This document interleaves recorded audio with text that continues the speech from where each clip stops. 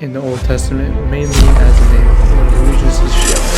Revelations 9:11 describes Abaddon, usually is the name translated into the Greek as a destroyer, as an angel who rules the abyss. In modern usage, Abaddon is quite equated with Satan. New Testament, Gospels, Acts, and Apostles.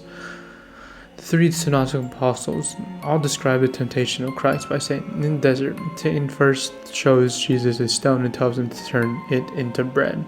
He also takes them to the pinnacle of the temple in Jerusalem and commands Jesus to throw himself down so that the angels will catch him. Satan takes Jesus to the top of the mountain as well. There he shows him the kingdoms of the earth and promises to give them all if you bow down and worship him. Each time Jesus rebukes Satan, and after the third temptation he is administered by the angels. Satan's promise in Matthew 4:8-9 and Luke 4:6-7 to give Jesus all the kingdoms of the earth implies that all those kingdoms belong to him. The fact that Jesus does not dispute Satan's promise indicates that the authors of those Gospels believe that this is true. Satan plays a big role in the parables of Jesus, namely in the parable of sower, the parable of weeds, the parable of sheep and goats, the parable of strong man.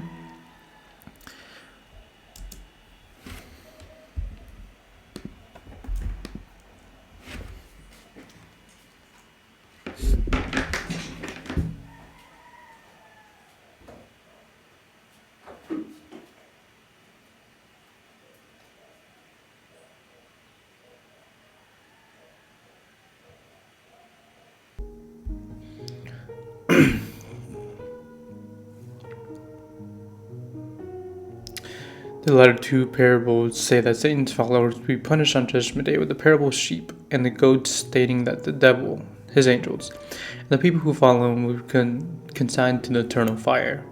With Pharisees accuse Jesus of exorcising demons through the power of reason. The Synoptic Gospel identifies Satan and his demons as causes of illness, including fever, while the Epis of Hebrews describes the devil as him who holds power over death. The author of Luke Acts attributes more power to Satan than both Matthew and Mark. In Luke 22, Jesus grants Satan the authority to test Peter and the other apostles. Luke 22:3-6 states that Judas betrayed Jesus because Satan entered him. And in Acts 5:3, Peter describes Satan as filling Ananias' heart and causing him to sin. The Gospel of John only uses the name Satan 3 times. In John 8:84, Jesus says that Jewish or Judean enemies are children of the devil rather than the children of Abraham. The same verse describes the devil as a man killer from the beginning and a liar and the father of lying. John 13:2 describes the devil as inspiring Judas to betray Jesus. In John 12, identifies Satan as the acron of this cosmos, who is destined to be overthrown through Jesus' death and resurrection. Promises the Holy Spirit will accuse the world concerning sin, justice, and judgment, a role resembling that of Satan in the Old Testament. Jude 9 refers to a dispute between Michael the archangel and the devil over the body of Moses. Some interpreters understand this reference to be an allusion to the events described in Zechariah. The classical theologian Origen attributes this reference to the non-canonical assumption of Moses. According to James H. Charlesworth, there is no evidence that the surviving book of this name ever contained any such content. Others believe it to be lost in the ending book.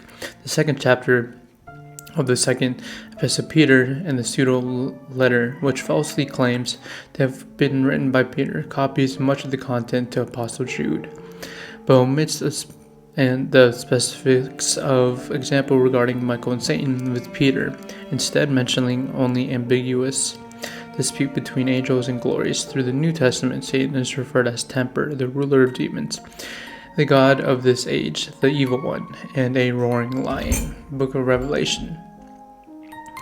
The Book of Revelation represents Satan as a supernatural ruler of the Roman Empire and ultimate cause of all evil in the world. In Revelation, as a letter, the Simna John refers to the Jews' synagogue of Satan and warns the devil is about to cast some of you into prison and test, and 10 days you will have affliction. In Revelation, in the letter of Church Pergamum, John warns that Satan lives amongst the members of the congregation and declares Satan's throne in their midst.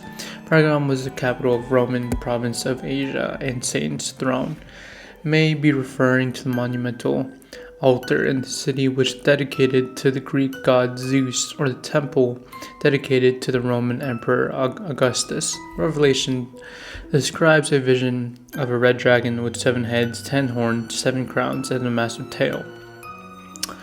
An image which is likely inspired by the vision of the 4 beasts from the sea in the book of Daniel and Leviathan, described in various Old Testament passages. The red dragon knocks a third sun, a third of the moon, and a third of the stars out of the sky, and pursues the woman of Apocalypse. Revelation declares a war broke out in heaven. Michael and his angels fought against Dragon. Dragon and his angels fought back, but they were defeated, and then they were no longer had a place in heaven.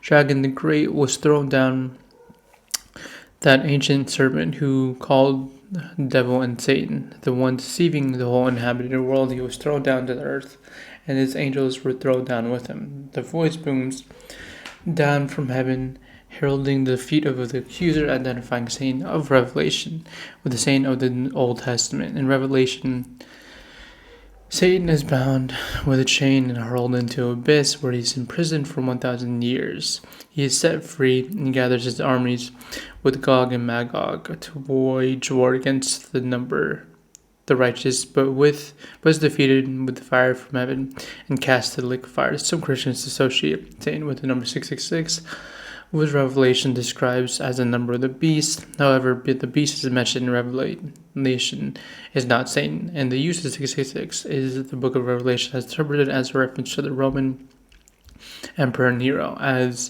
the number and value of his name is in Hebrew.